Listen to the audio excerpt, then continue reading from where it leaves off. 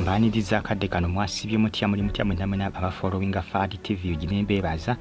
nembagamba nti mwakola kyamanyi okubanga mwasubscribinga ne munyiga ne kade bagita Fadi TV ugimba n'amawulire agaba gatambula okwetoola eggwanga Uganda. Mwabali Iraka bambi comments nsaba era mbagamba nti mwongere okubanga mugyekuumirako weereza comment ng'osinzira wajjo followinga Fadi TV nja kuba nkutumirako n'amannyabo kw'osa n'eggwanga gy'osinzidde okubanga ogifollowinga. Abali Canada comments nziraba namwe abali mu ggwanga erya UK mu United Kingdom namwe mbatumiddeko, abali Germany mu kibuga Berlin mikwano gyange namwe mbatumiddeko mwebali nnyo okubanga mu followinga. Omanyi Germany waliyo ba followers mikwano gyange abasomera mu ggwanga erya Germany abafollowinga Fadi TV each and every second. Muna kwegamba bo babeerako nga bali stand by baba stand by bagula data kugamba wa banga gwanvu naye nga babeerako ku Fadi TV nga balinze notification nga ntadde jika nabagamba nti bw'osubscribinga n'onyiga kale oba ojja kureceiving ka notification nga ntaddeyo video. Germany Berlin, United States of America wali mu America mu University of Chicago namwe batumiddeko. Germany waliyo abanfollowinga mikwano gyange bagenda kubanga basoma, ne mu USA mu America n'eriyo mikwano gyange era abanfollowinga nabo bagenda kusoma bali mu Chicago. Basomera ku University of Chicago, university gye basomerako zino ku university ezakabi era nga mu Chicago wasingayo nnyo baddugavu.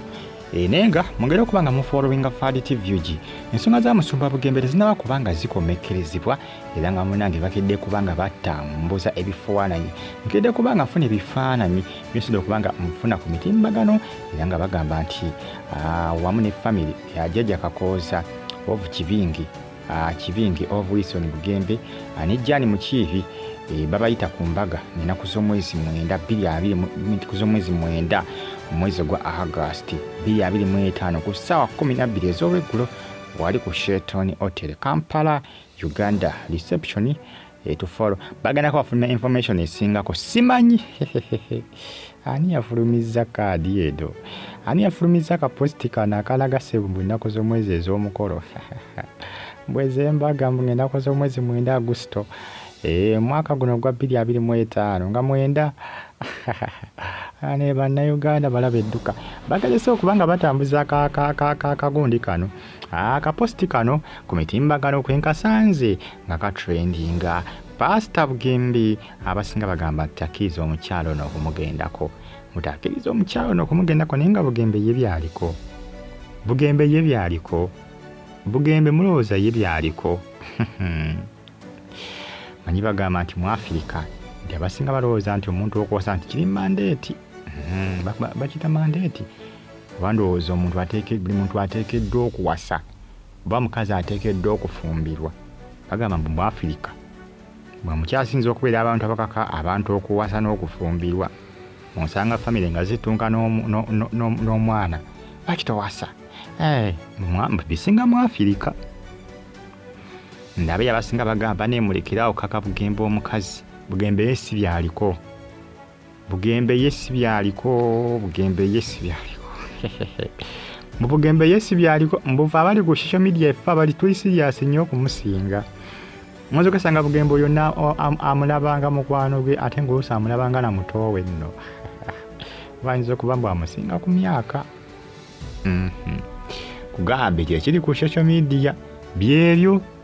naye nga yo information bagifulumiza dda ne kaali batandise okubanga bazikola osamulengedde ka post k'embalaze Embaga bagiwadde n'ennaku z'omwezi bangi biwaddeyo kubanga babayo ku ssente Pastor Bugembe niwona ate Bugingo mbeeredde kimbongo naye Bugingo va mbongo bwange Bugingo Pentagoni naye mbu yafunye ba engineer abala bagenda okubanga bakolaki benga atakwawo byasooka okufuna abava mu ttake yakwambi batuusaako nabyo yakwambi batuusaako no ku Fadi TV lwakuba alina olutalo n'abasiraamu. Pastor Bugingo yalombye abasiraamu naye simanyiwa gye banaakoma nabo ekyamazima kyo simanyi naye nga bamusubiza omukolawo akatiisa nja biraba luvannyuma kati ndi ku Bugembe. Musumba Bugembe Kiragano zaffe bali ku social media tuli serious okumusinga. Alabika ndoze tali ready okubanga awasa. Tali ready okubanga awasa. Naye ng'ekyamazima akakyala kalungi. Nawana eri abakyala nga balungi ate kinamala okulaba abantu abalungi tebaggwaayo. Tuyinza okulaba ono omukyala ono Dr. Mukibi naye ng'ate waliyo oli omukambwe nga mukambwe figa kyekyo amalirawo kati osanga oli ng'agamba awa Dr. Mukibi mungi naye talina kabina kaaki eri abasajja abamu nga baggwamu olw'obubina bannaaye ng'abaava kabina nga kamumalawo bumazi naye nze nabafiga ye emalirawo mukyala alabika bulungi ekyamazima era Bugembe baba muwasiza babajja kwesaana naye nze ndaba Bugembe alabika ye si byaliko mpoziko manyi n'ebyagundi we bityo ebyasooka ebyani ebyagundi ono ebya Eddie Kenzo ne Nyamutoolo naye togeza okuza nga bituufu bya ddala ayinza okuba nga munnange baludde nga baagalana nga yazze nga ffe tetumanyi naye nga baludde nga bakola kibaagalana nga bagenda kukola mbaga kisoboka naye nga Bugembe nga alaga nga atamumanyi n'alitusulako obusuzi oba oluusi n'akola ki n'atukesa n'akikkiriza nga Eddie Kenzo bwe baamukola Eddie Kenzo baamuteekako akazito yakkakkanakkiriza nga baazaana dda n'omwana bamuyina tikasooka kulaga nti tamumanyiimu wadde amumanyi wadde naye social media amuteekako akazita mpaka we yakkiriza nakyagenda osuuga nga kituufu waliwo ekigenda mu maaso bakkana bakoze emikolo ne Bugembe kisoboka mwatu ffe tuyinza okudde nga tulowooza nyina just mukwana bukwanya naye nga baludde nga balina mu relationship kisobokera ddala afishe ntweperegeesa naye nga muneyi baagalana nga byaddala nga baludde tujja kumanya ewali omukate wabula muliro naye ng'ensonga zeezo ndowooza kalengera akapositi ako bali mukatambuza ku mitimbagano muyitibwa ng'ennaku z'omwezi 9 ku Sheraton ssaawa 12 Embaga wegenda okuba eya Dr. Mukibi Shani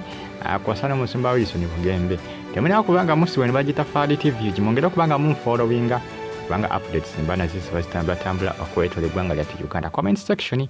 weri awo bakabuntira mu comment section ato sigale nga onfollowinga abali iraka ne bagidadi mbatumedeko ne bagamba ati mwakola kyamaanyi okubanga mwasubscribinga ne munyiga ne kadi likinga commentinga ato subscribinga nyige kadi stay on YouTube platform nteekateeka z'Embaga eyo Musumba Rose yasibugingo munnange ziwete bagita Fadi TV gimpagatanye mu nakadi bali mu nteekateeka mu nnaku za mwezi 9 August simanyi abaani yakoze akantu kano naye nga mujjukire kye mbagambye bayinza okuba nga waliwo ekigenda mu maaso nga baagaana okwagana nga ffe tetumanyi kisoboka nakyo naye siri sure mwera